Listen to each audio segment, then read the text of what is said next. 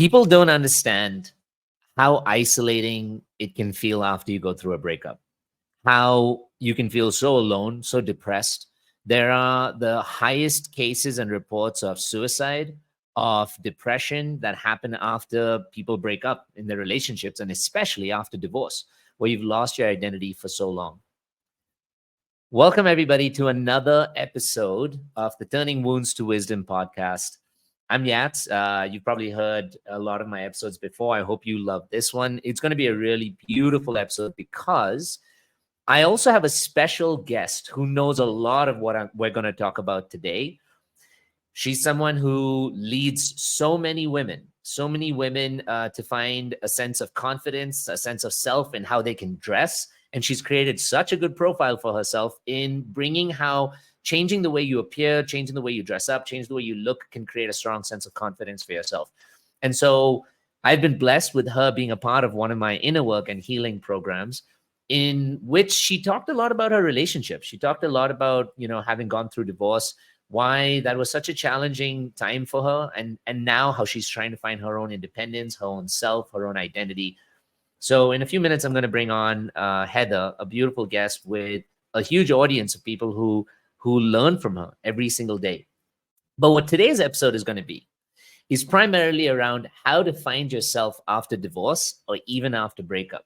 And this episode, I'm going to be very honest, is targeted towards a lot of the women in our community for whom we find that there's not enough support, there's not enough of acceptance. Most often the first thing that comes after divorce or breakup is a lot of judgment.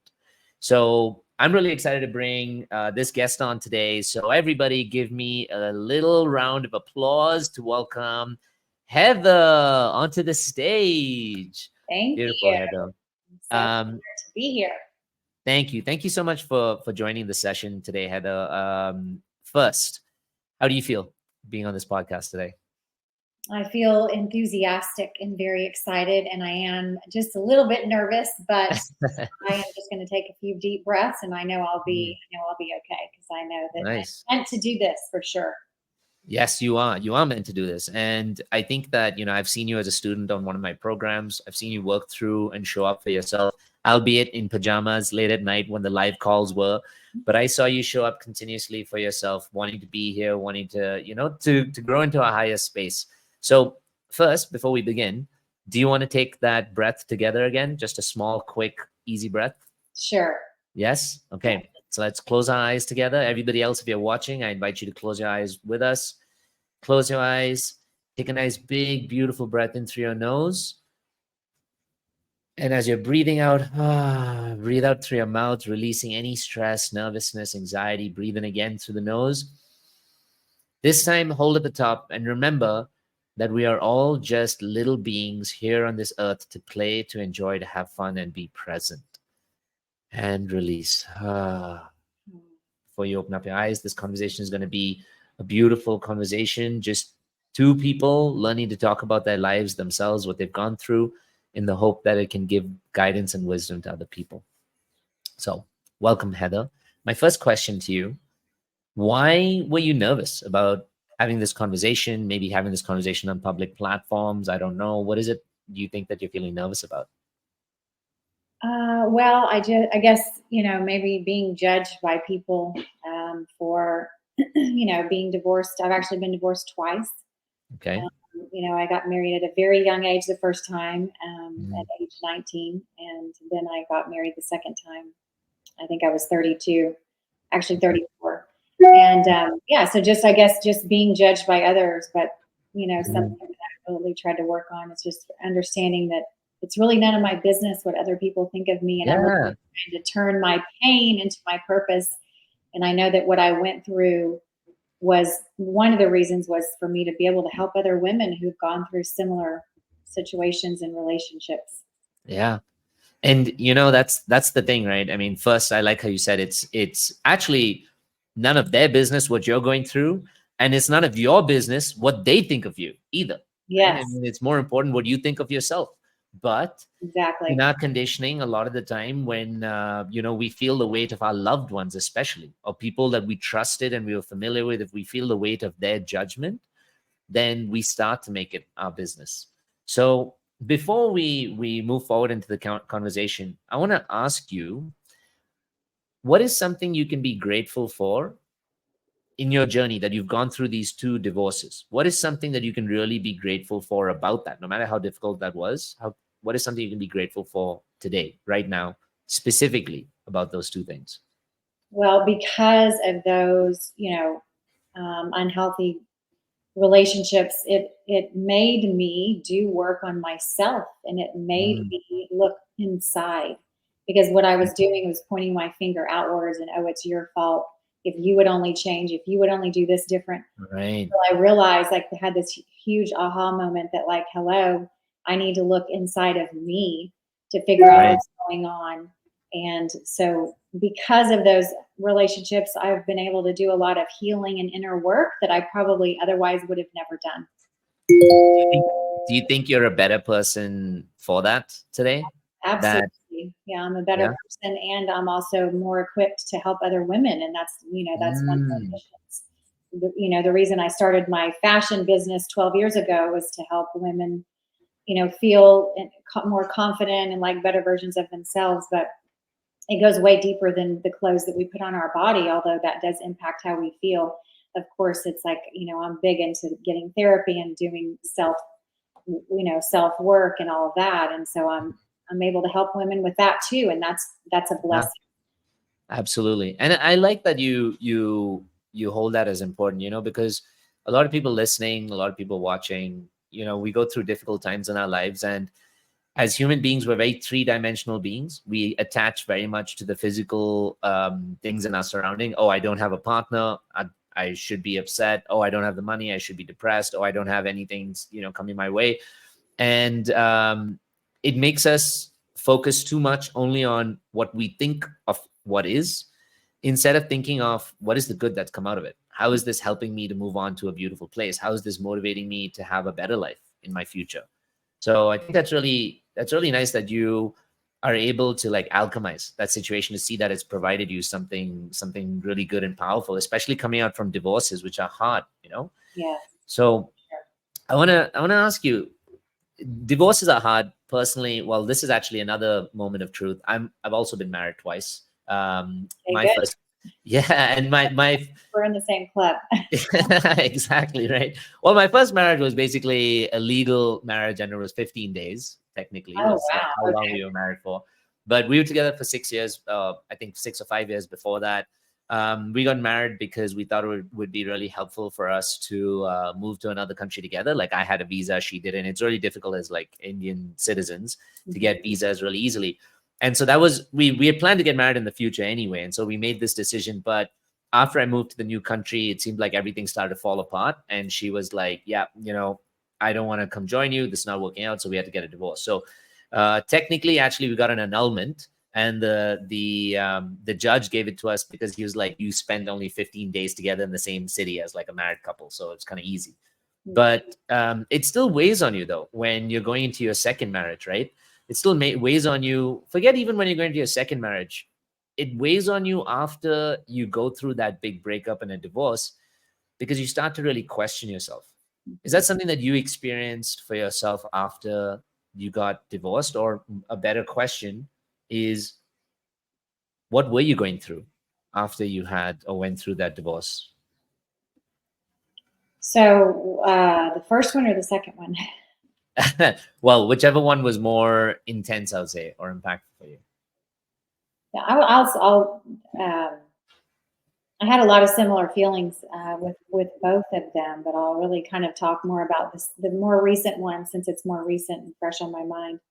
Mhm. Um, I mean, the feelings that I felt were feelings of, sadness and anger and fear. I had a lot of fear, which I think is what kept me stuck in that relationship for so long, because I was afraid to leave.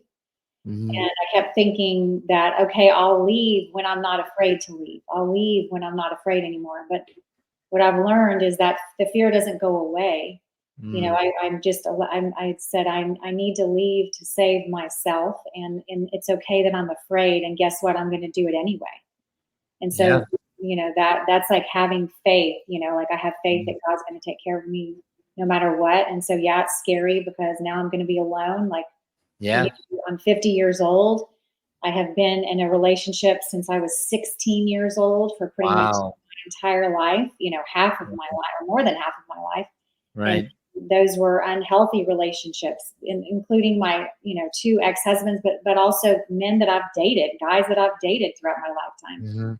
Hmm. Most of them have been unhealthy and toxic. And I know why that is. It's the patterns that I picked up from my childhood. Okay, wait. So now I'm gonna jump in here because there's two things that I want to bring to your attention. First, for everybody listening, um, I want to say I'm proud of you. You've been a student of my program, and you've gone through the work. And like you said, you're 50, and you've been in a relationship since you were 16 years old. Why do you think that you've been in relationships, continuously since that period of time? Why do you think that you always went to seek something from a relationship? Why do you think that because is? I was looking for external validation to make me feel Mm, good instead of giving that to myself. And I didn't okay. know that I was, I didn't know that. I didn't know that I was doing that. I wasn't aware of that until Mhm. probably 7 years ago when I started this healing journey and working on myself. And then I realized, oh, I was going for these men because I needed this external validation to make Yeah. me feel better about myself. And so, can you tell me a little more about since you had divorces, I assume that, both of you or one of you concluded that this relationship was not for yourself. So, can you tell me about maybe your first relationship as well? What was that like? Was that like a comfortable, safe relationship for you as a woman? Was it something that gave you what you needed? Or what was it like? I see a little snigger, so obviously there's something coming up here. I'm very curious about. That relationship began when I was 16 years old. He was my high Wow. school sweetheart. And so, It's you know, almost like you didn't even know enough about the world before you got into that relationship, right? right, exactly. And he was a lot like my dad. And what was that like? I have my dad has passed. He Sorry to died hear that. 12 years ago, but and prior to that, we had an amazing relationship. I was really close with my father. But growing up, when I was a little girl, I love my parents. My parents are amazing, and mom, if you're listening, I love you, and all I that. love that. I hope she's listening. I know, me too. My parents' marriage was very, a lot of high highs and low lows, a lot of fighting, a lot of drinking, a lot of Mm, chaos. And so that's what I saw as a little girl that was modeled to me as, oh, this is what love is. This is what a marriage should look like. And I didn't know, that all that's happening, is my subconscious is being programmed like, oh, okay, this is what a relationship is. And so what felt familiar for me was a chaotic relationship full of high highs and low lows. And that's exactly what I got from my 16-year-old boyfriend, who was a fun guy to be around. He was Mr. Party Animal, lots of drinking and everything. But yeah, it was a lot of high highs and low lows. So even though that was miserable, I didn't realize it because it was also familiar to me and to my nervous system.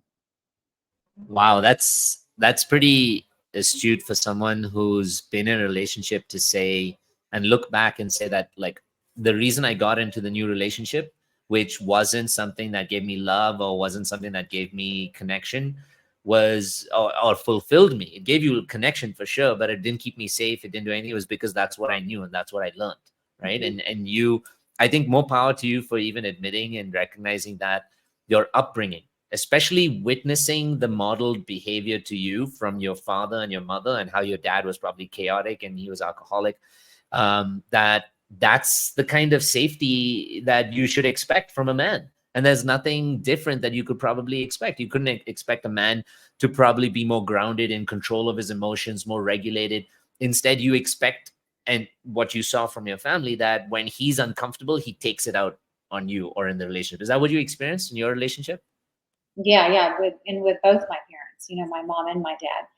And my dad did stop drinking when I was 12, Okay. and then their marriage got a lot better. And so I did see Right. that. I saw that their marriage did become a lot better and a lot more even keeled. And but by that time I was 12 years old, and my subconscious had already been programmed, Mhm. to see the unhealthiness of it. And so Yeah.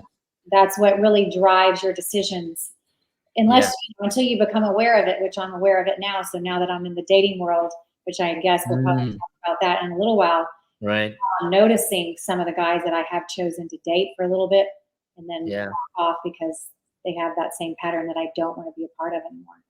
What does it feel like to know that you had a particular pattern of men, or you had a particular pattern of relationships where someone was probably, like you said, maybe they prioritized themselves more than you. Maybe they didn't do the inner work, so they weren't regulated and grounded. Maybe they took out their like emotional selves on you. Maybe they invalidated or ignored you or made you feel small. What does it feel like to break that pattern or be aware of it now while you're dating in the new world to make sure that you don't repeat the same thing? What does it feel like to just be able to see it and catch it? It feels amazing. I It feels really bet. good. It feels really good when I don't have feelings for the person. Ah, I've can you dated tell me more about that? What is that? Why do you say it feels really good when I don't have feelings for the person? What does that mean? because like I've been on many first dates, right? Maybe 10 to 15 first dates where I realize I've noticed on the first date I've seen a red flag and I've Mm, cut it off before I went any further. So I had no time to develop feelings for this person, right? mm, Versus somebody that I had that I did right. a situationship with where I noticed it on the first date. My intuition told me, but I chose to ignore it because I was having fun and I had these strong, intense feelings for him. It Mm, grew and grew and grew. And then it was like, then I realized after date 5 or 6, I got to end it with this guy because he isn't healthy for me. And so right. I did, and it broke my heart. Like I laid on my living room floor and cried my eyes Oh, out. wow. I had a part of me thought like, do I love this guy? But then I was like, I'm not going to do this again to myself. So I did it. I didn't do it, but it was Mhm. really, really hard. Probably Ah, one of yeah. the hardest things I've ever done.